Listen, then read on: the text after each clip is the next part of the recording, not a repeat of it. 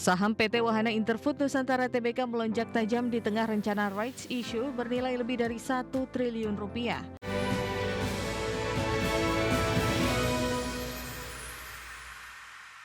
Ya, pemirsa, saham PT Wahana Interfood Nusantara Tbk atau KOKO melonjak tajam di tengah rencana rights issue bernilai lebih dari 1 triliun rupiah.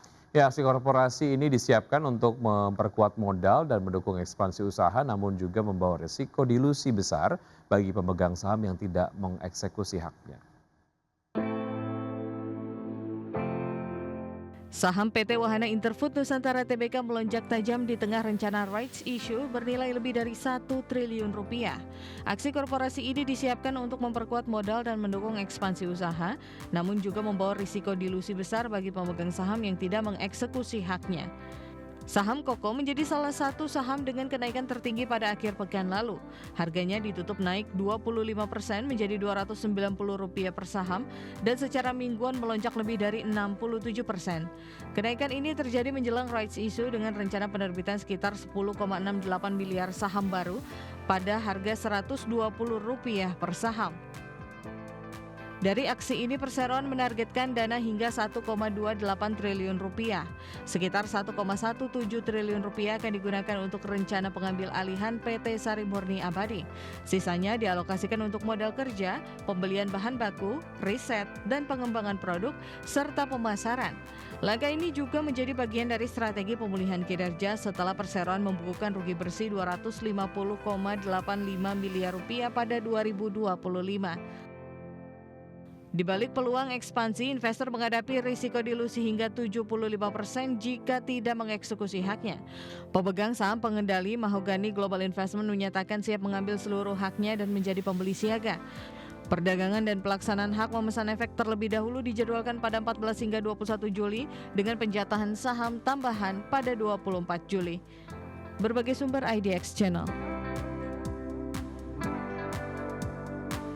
Ya, pusat kinerja pasar saham Indonesia tercatat melemah pada perdagangan sepekan periode 29 Juni hingga 3 Juli 2026.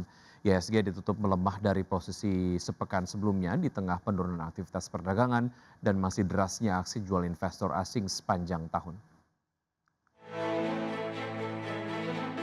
Kinerja pasar saham Indonesia tercatat melemah pada perdagangan sepekan periode 29 Juni hingga 3 Juli 2026. Indeks harga saham gabungan ditutup melemah tipis dari posisi sepekan sebelumnya di tengah penurunan aktivitas perdagangan dan masih derasnya aksi jual investor asing sepanjang tahun. Berdasarkan data Bursa Efek Indonesia pada 28 Juni hingga 3 Juli 2026, IHSG terkoreksi 0,35% selama sepekan menjadi 5.875 dari posisi 5.896 pada penutupan pekan sebelumnya. Penurunan indeks tersebut diikuti penyusutan kapitalisasi pasar sebesar 0,14% menjadi 10.287 triliun rupiah. Tidak hanya indeks yang melemah, aktivitas transaksi di bursa juga mengalami perlambatan yang cukup signifikan. Rata-rata nilai transaksi harian tercatat turun paling dalam, yakni sebesar 35,9% menjadi 11,27 triliun rupiah. Sementara itu rata-rata volume transaksi harian melemah 30,35% menjadi 17,54 miliar saham. Rata-rata frekuensi transaksi harian juga turun 16,71% menjadi 1,44 juta kali transaksi. Meski demikian, pada perdagangan terakhir pekan lalu, investor asing membukukan beli bersih sebesar 6,08 miliar rupiah. Namun secara akumulatif, sejak awal 2026 investor asing masih mencatatkan jual bersih atau net sell yang mencapai 74,42 triliun rupiah. Berbagai sumber IDX Channel.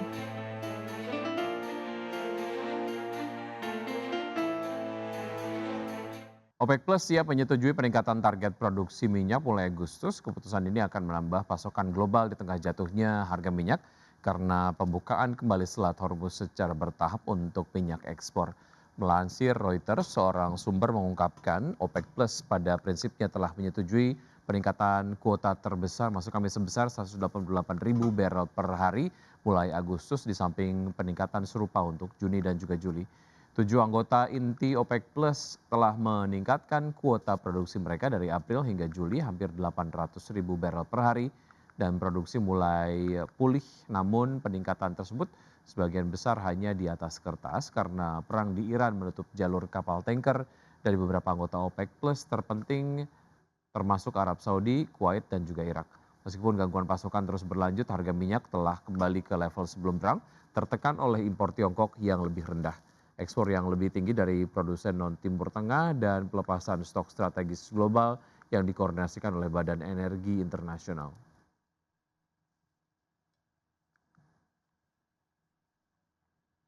PT Krakatau Steel Persero Tbk telah menyiapkan sejumlah strategi untuk mendongkrak ekspor di tengah gelombang proteksionisme dan kenaikan standar emisi di pasar global.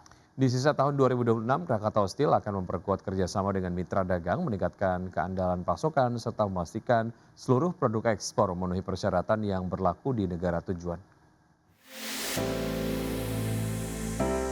PT Krakatau Steel Persero Tbk menilai peluang ekspor baja masih cukup optimal pada semester 2 2026 di tengah gelombang proteksionisme dan kenaikan standar emisi di pasar global.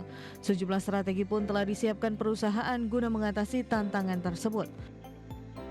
Untuk mendongkrak ekspor pada semester 2 2026, Krakatau Steel akan berfokus pada penguatan pasar yang sudah berjalan sekaligus menjajaki peluang di negara-negara baru. Selain itu, perseroan akan mengoptimalkan penjualan produk baja yang memiliki daya saing tinggi dan perminatan kuat di pasar internasional. Perseroan juga terus memperkuat kerjasama dengan mitra dagang domestik maupun internasional, meningkatkan keandalan pasokan, serta memastikan seluruh produk ekspor memenuhi standar kualitas dan persyaratan yang berlaku di negara tujuan. Sejalan dengan target pertumbuhan produksi sebesar 38% pada 2026, Perseroan membidik kontribusi ekspor sebesar 10% hingga 15% dari target pendapatan konsolidasi senilai 1,6 miliar US dollar. Peningkatan ekspor diperlukan untuk memperluas penetrasi pasar, mengoptimalkan utilisasi kapasitas produksi, sekaligus menciptakan portofolio penjualan yang lebih seimbang antara pasar domestik dan internasional. Berbagai sumber IDX Channel.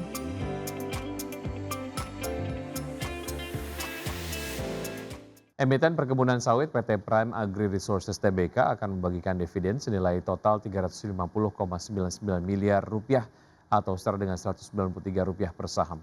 Ya, dengan total 350,99 miliar rupiah, dividen tunai tersebut mewakili 97,6% dari laba bersih perseroan pada tahun buku 2025. Adapun akhir periode perdagangan saham dengan hak dividen di pasar reguler dan negosiasi pada 6 Juli 2026 dan pasar tunai pada 8 Juli 2026. Kemudian recording date pada 8 Juli 2026 dan pembayaran dividen tunai dilakukan pada 28 Juli 2026. Sementara itu terkait kinerja tahun 2025 berdasarkan laporan keuangan, perseroan membukukan pendapatan dari kontrak dengan pelanggan senilai 6,44 triliun rupiah atau naik 16,42% secara tahunan. Namun kenaikan sejumlah beban membuat bottom line perseroan tergerus. Laba bersih tercatat turun 44,26% secara year on year menjadi 504,77 miliar rupiah pada tahun 2025.